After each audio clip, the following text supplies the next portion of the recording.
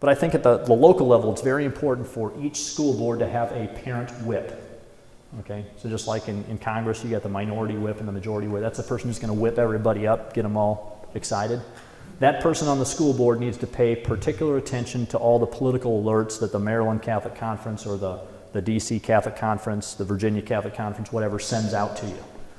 That needs to be their primary job. They're the political whip. And when something comes out, like a tax credit or voucher initiative, they need to get those parents going. They need to call the class captains or whoever the homeroom parent leader is of each grade and mobilize that parents. Little known fact for legislators, if they get like 5, 10, 15 phone calls, it's an earth-shattering event. Okay, because a lot of times state representatives don't get a whole lot of calls unless it's a major, major issue. So when they have parents coming out of the woodwork in kind of an organized fashion, it's going to feel like an earthquake going on. That's the kind of energy that we need to generate. So then the parent whip is in contact with the parents. Along the side issue, and I think this is where we can also, we obviously have canonical control because we're one big Catholic universal church, and I think we need to work within the structure of the church. So I advocate plugging in with a Catholic conference, but also parallel to this, we've got an outstanding superintendent here who's going to be aware of the different legislative actions going on. He can communicate that down to you, the parents, and parents, again, this isn't more work, or principals, this shouldn't be more work for the principals. They will then pass it on to the parent whip. So hopefully our parent whips are getting information from two sides, through the Catholic conference and also through the education office. And they're receiving this information, they'll get it on out to the parents. Is this making sense? We don't have to create a brand new structure. All we have to do is go back to our school board, principals, and say, you know what, we need somebody who would be willing to be the parent whip. And you need to be connected with the Catholic conference. And then as I get updates from the superintendent, legislative actions or whatever, I may not even read these things. I'm going to pass it on to you because I know you're going to do such a good job of educating everybody within our parish and our school. Okay? And that's their job. That's empowering the parent to do something significant for the Catholic schools. Okay? This is another little sad artifact. I was recently asked to write a history of Catholic education in St. Louis, part of a book out of Notre Dame. They took 12 metro areas to write the history. I alluded to the fact that St. Louis was founded as a Catholic city, and actually Catholic education was the first one on the scene there. In the early history of the city, Catholic schools received financial assistance from the federal, state, and local governments. That changed in 1850, because in 1850 a Unitarian minister became president of the public school board, and he said, you know what, there's this great concept that's really catching on back east. They use property taxes to fund their schools. We need to make sure that our public schools get that property tax money, and we need to make sure that the Catholic schools don't.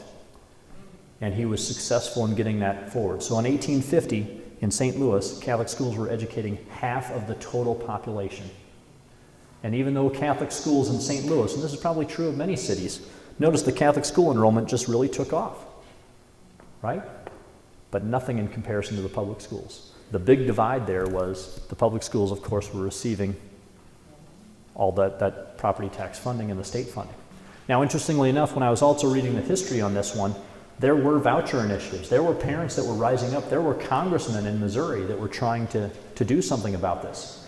But unfortunately, Missouri has a Blaine Amendment. Are you familiar with Senator Blaine? Senator Blaine, Civil War era, wanted to make sure that no money ever went to Catholic schools, and so he tried to make a United States constitutional amendment to preclude that. He wasn't successful there, but he was successful in ensuring that every state that enters the Union has this Blaine Amendment, which draws a huge wall between funding for any sectarian institution. Okay? Sectarian was code word in the time for Catholic schools because there really wasn't any other major denomination that was operating schools. Okay, some positive news, and of course I have to temper that here a little bit because I know I'm in Washington, D.C., and we recently had some significant setbacks in this one. So I'm going to have to change the graphic here, but as you can see historically, if we go back to 1990 in Wisconsin, the number of school choice programs has drastically increased. Vouchers and tags. This is the untold story. We are actually winning this battle, but you'll never read about it in the popular press. because the battle is being won by parents, by Catholic conferences, by good-willed people, by legislators that are courageous, that are willing to take on some of the powers that be and move this forward. But again, you'll never hear about this in the popular press, but we need to take hope in this.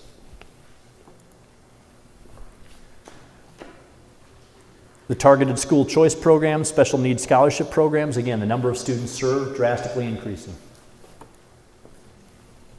Scholarship recipients by states. I want to talk a little bit about tax credits versus vouchers, because especially in the state of Missouri and in a number of states, people will say, well, we've got the Blaine Amendment. There's no way we can get any money to going to Catholic schools, separation of church and state, blah, blah, blah, blah, blah. There's a very distinct difference between tax credits and vouchers. One of the most important advantages tax credits have over vouchers is a legal distinction of great consequence, and this is from a policy analysis by the Cato Institute. Courts do not consider tax credits to be government money, whereas vouchers are considered government money. That is huge for us. As a matter of fact, this might be heresy. I am anti-voucher. I am pro-tax credit. I firmly believe that vouchers could be the old drug dealer technique, right? We give you some money. Oh, by the way, now you have to do this. Now you have to do this. Now you have to do this. Now you have to do this. It's what the drug dealers do. Hey, have some drugs. It's free. Take some drugs. Oh, well, the next one's more expensive, okay? Now, maybe that's just my paranoid self. Vouchers are state money. What the state gives, the state can also take away. Tax credits, universally by courts, are determined to be not state money. I had this debate with a colleague who's a good Catholic, sent his kids to Catholic schools, but he's a longtime public school server. No offense, Bert, but as I told him, we at St. Louis University educate like a third of the superintendents in the state of Missouri. So they fund a lot of my education. I'm not speaking ill of public schools. But I asked him one time, I said, because he was getting on me about vouchers and tax credits, I said, well, Bill, how do you spend your tax return? Oh, I did this. Well, that's state money. Why are you using state money? Well, that's not state money. That's well, wait a second. You paid taxes and the state, you took some deductions, right? And then you got some money back. That's state money. No, it's not state money. It's my money. There it is. Tax credits, like tax deductions, money that's coming back from me. There's a Supreme Court case. The Arizona tax credits just landed before the Supreme Court. Since I'm a dork and a nerd, I went online and watched the whole oral arguments. Okay. Martin will appreciate. He probably does the same thing. Critical case. He'll go on there and watch the oral arguments. If I was a betting man, we're going to win that case 5-4, possibly 7-2, because there are two justices that had a real hard time in the line of questioning saying, so that means every money that a person has, the state possibly could take is state money. That doesn't sound right. In fact, if they go against tax credits on this issue, it's going to call into question the whole 501c3 charitable contributions, because if those are tax deductible, is that state money? How far do we go? And the U.S. Supreme Court generally does not want to create more messes. They want to try to tidy things up and pull things together.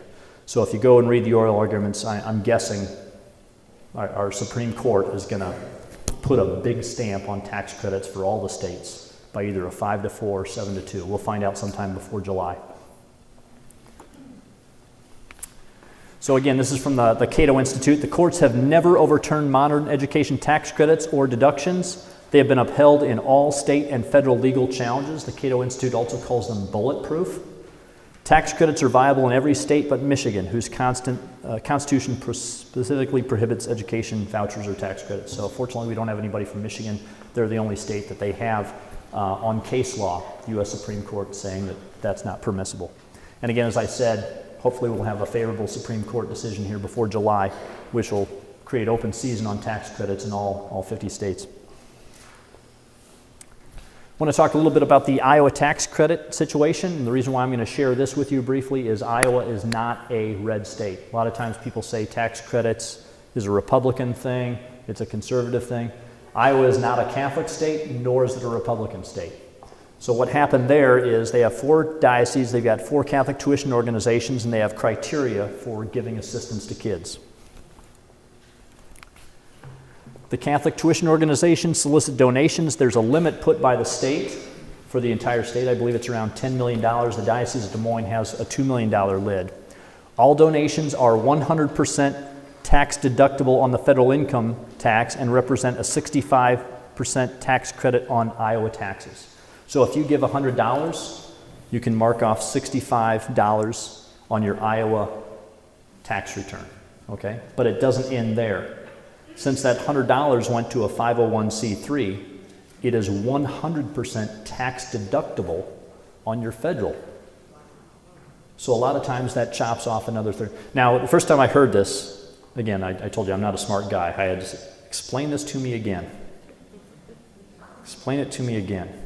So the net effect is that a contribution of $10,000 to this Catholic tuition organization costs an individual only $400. Is that amazing? Explain that again. Exactly. Now this is assuming somebody is in the upper tax bracket, 30% tax bracket there. And again, because it's 65% right off the top of the state income tax, but since it's going to a charitable organization, this Catholic tuition organization, it's 100% tax deductible on the federal. And if you're in the 30% tax bracket, that's going to take off another 30%. So 65% plus 30%, you're up to 95%. Is that making sense? In Arizona, the one that's before the Supreme Court, it was 100%. So in Arizona, the question is, do you love your state or do you love helping Catholic kids go to school? Love the state or want to help kids go to a Catholic school? You have to pay one of them. The average scholarship is $856. Schools participating, 156. There are 11 student tuition organizations in the state of Iowa. The total donated is $100 million going to the schools. Now, if you assume a 5% return on an endowment, that is like having a $200 million endowment just dropped in your lap. How many people would like to have a $200 million endowment tomorrow? Okay. This is incredible. Are you getting excited? Okay. Oh, notice the student participation has increased every year. This is, I was a president of a Catholic school in Iowa. We do have textbooks that are funded by the state and also busing. And so when I was a superintendent one year, the law states that transportation for parochial schools will be covered when the legislature appropriates it. So they're not required to, but if they do, we can accept it. So one year I heard that Governor Vilsack was going to cut that. I got notice from my superintendent on like a Wednesday. Now I didn't have a parent organization or anything, but I was president of a school system that had 4 buildings. We bused kids from all over southwest Iowa to come to our school, and so the cost would be catastrophic. I think it was equivalent to like $150,000 in busing costs. So I quickly sent out an email to all my parents saying, oh my gosh, I just heard about this. This would cost us $150,000. We'd have to raise tuition. Please contact Governor Vilsack and tell him we desperately need this funding for transportation. So he got hammered by, like, as I understand it, 250 emails / phone calls, from my people as well as from other Catholic school parents from across the state. That was an earthquake, because on Monday he held a press conference and apologized for considering taking funding away for transportation for kids in parochial schools. That's where I learned the political math. It doesn't make sense to alienate 5% of the electorate, which is who we have in Catholic schools, over 0.01% of the budget. That's bad politics, especially when those parents are organized, active, and watching. Does that make sense?